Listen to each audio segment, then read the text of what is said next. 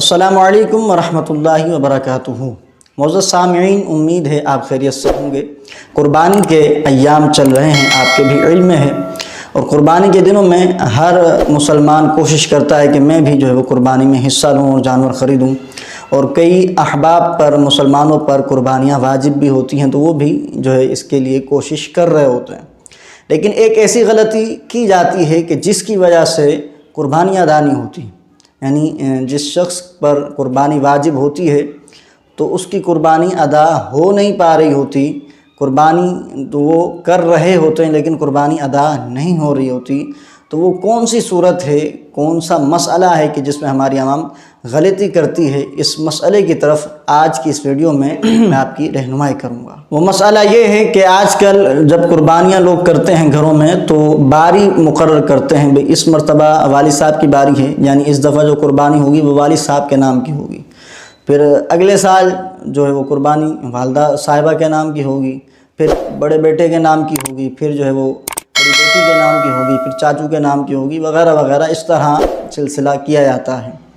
تو یاد رکھیے، جس شخص پر قربانی واجب ہے اس کے نام سے قربانی ادا کرنا یہ ضروری ہے۔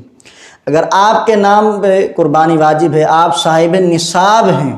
تو آپ پر قربانی واجب ہے، تو آپ کو اپنے نام کی قربانی کرنا یہ ضروری ہے۔ والد صاحب بھی اگر صاحب نصاب ہیں تو پھر ان کے لیے علیحدہ سے قربانی کرنا ہوگی۔ یہ نہیں ہو سکتا کہ آپ ایک ہی بکرا خرید کر کے لائیں اور اپنی جو ہے وہ والد صاحب کے نام سے قربانی کر دیں، حالانکہ واجب آپ پر تھی،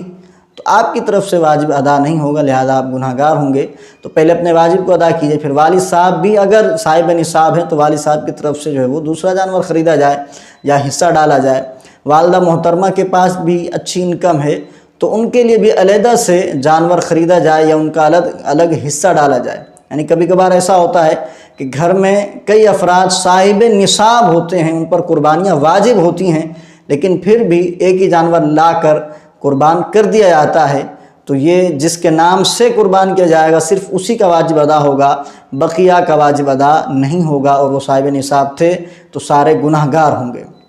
تو اگر آپ صرف اکیلے صاحب نصاب ہیں تو پہلے اپنے نام کی قربانی کیجئے، اور باقی صاحب نصاب نہیں ہیں تو آپ اگر اتنی وسعت رکھتے ہیں کہ ان کے نام سے بھی قربانی کر دیں تو کوئی مسئلہ نہیں ہے، کر لیجئے۔ لیکن جن پر واجب ہے ان کو لازمی قربانی کرنا ہوگی۔ قربانی کس پر واجب ہوتی ہے، اس کی کیا شرائط ہیں، اس حوالے سے اگر آپ مکمل ڈیٹیل تفصیلات جاننا چاہتے ہیں تو یہاں کلک کر دیجئے۔ انشاءاللہ اس ویڈیو کے اندر جو ہے وہ مکمل تفصیلات بتائی گئی ہیں، اور میں نے یہ ویڈیو ریکارڈ کی تھی پہلے،